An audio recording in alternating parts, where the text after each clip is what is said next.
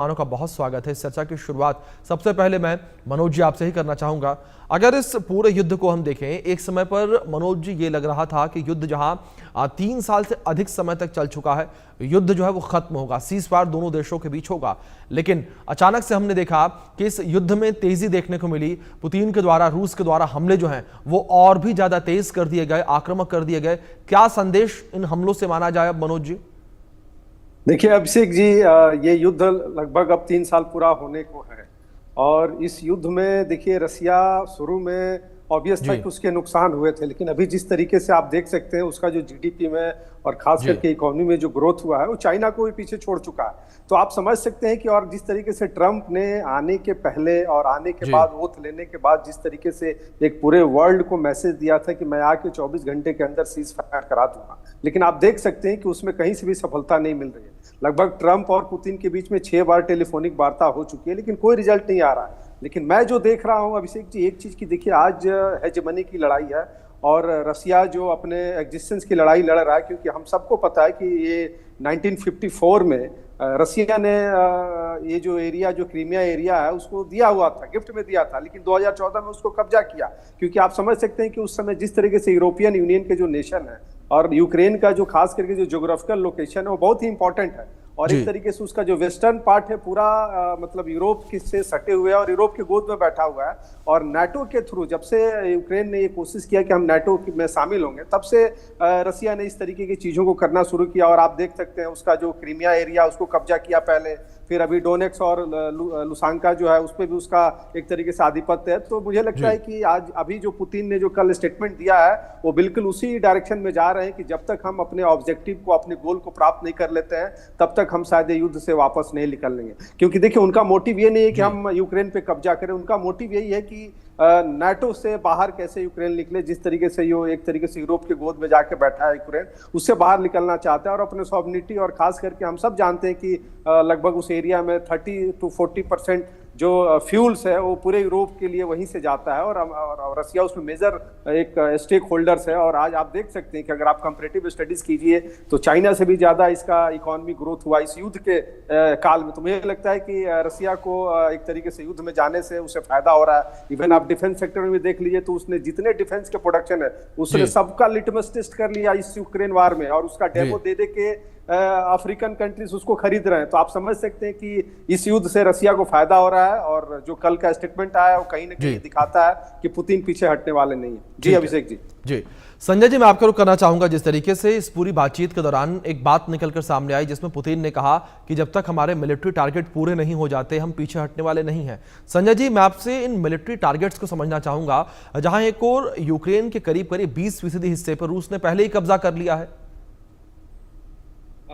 देखिए, military targets के बारे में बताने से पहले मैं तो थोड़ा सा संक्षेप में आपके दर्शकों को बता दूं कि ये लड़ाई जो है 2014 से स्टार्ट हो रही है, जैसे प्रोफेसर मनोज ने बताया। उस टाइम रशिया ने क्रिमिया जो पेनिनसुला है उसके ऊपर कब्जा किया था, और बाद में जो है उन्होंने डॉनबास शहर में जो है जो रशिया के मिलिटेंट ऑर्गेनाइजेशंस हैं वो जो है वहां पे उन्होंने इस्तेमाल किया गया और रशिया के ऊपर जो रशिया ने जो है यूक्रेन के डॉनबास शहर पे कब्जा किया।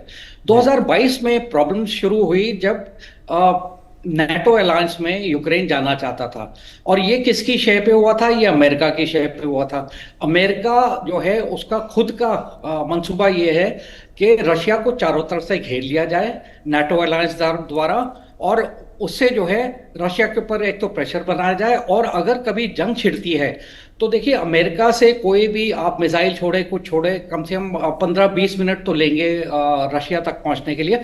बट अगर नाटो के वहां पे देश उसके चारों तरफ हैं तो उनको भी अमेरिका जो हाई ग्रेड वेपन सिस्टम्स हैं उनको प्रोवाइड करके तो है जल्द से जल्द जो है रशिया के ऊपर अटैक करा सकता है। रशिया ने जो है इस चीज को देखते हुए उन्होंने यूक्रेन के ऊपर जो है अपना जंग छेड़ी। अब मुद्दा कहाँ पे फंसा हुआ है? मुद्दा ये जमीन का है, और जो खाद्य पदार्थ हैं, जो मिनरल्स हैं जो यूक्रेन के पास, वो अमेरिका जो है अपने कब्जे में लाना चाहता था। कि मुझे इससे सबसे ज्यादा फायदा हो। और रशिया का जो है, अब मैं सच बताऊं तो ये मिलिट्री एम नहीं है। वो कब्जा जरूर करना चाहते हैं यूक्रेन के अंदर, बट वो कब्जा इसलिए करना चाहते हैं क्योंकि जो वहां पे बहुत ही इंपॉर्टेंट मिनरल्स हैं, जैसे लिथियम है, टिटेनियम है, कोबाल्ट है, गैलिनियम है, इस तरह के बहुत से जो है ये मिनरल्स हैं जो कि डिफेंस में भी इस्तेमाल होते हैं और इलेक्ट्रॉनिक्स में भी इस्तेमाल होते हैं और बहुत सी अलग चीज़ों में। तो इनके बहुत बड़े रिजर्व हैं यूक्रेन में। तो इसको जो है रशिया चाहता है कि अमेरिका ना इस्तेमाल कर पाए और रशिया जो है उसके ये कब्जे में ये सब आ जाए।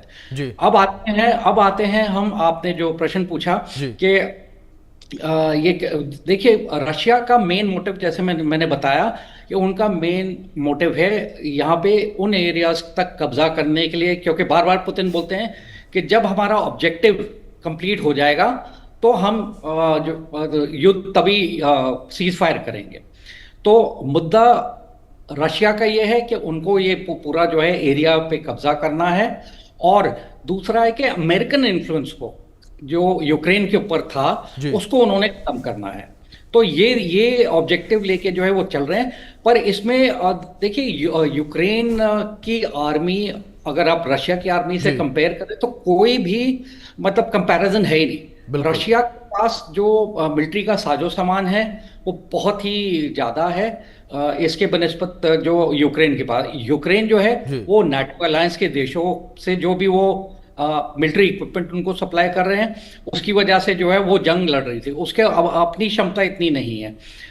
अब दिक्कत आ रही है क्योंकि अमेरिका ने, देखिए, जब ईरान इजराइल का युद्ध छिड़ा था तो उस टाइम लास्ट फेज में 30,000 ड्रोन उन्होंने यूक्रेन से उठा के जो है इजराइल को भेज दिया है अमेरिका ने। तो इससे जो है उनकी जो पोटेंशियल है लड़ाई लड़ने की वो कमजोर हुई। आगे अभी अमेरिका यूक्रेन को जो है कोई भी अश्योरेंस नहीं दे रहा है कि वो उनको मिलिट्री इक्विपमेंट को सप्लाई करेगा। बिल्कुल बिल्कुल संजय जी, जाहिर तौर पर जिस तरीके से आप जिक्र कर रहे हैं, बहुत बड़ी एक दुविधा पूरे विश्व के सामने ये बनी हुई है, जहां एक तरफ ये उम्मीद लगाई जा रही थी कि युद्ध रुकेगा, लेकिन युद्ध निरंतर जारी है। मैं आप दोनों में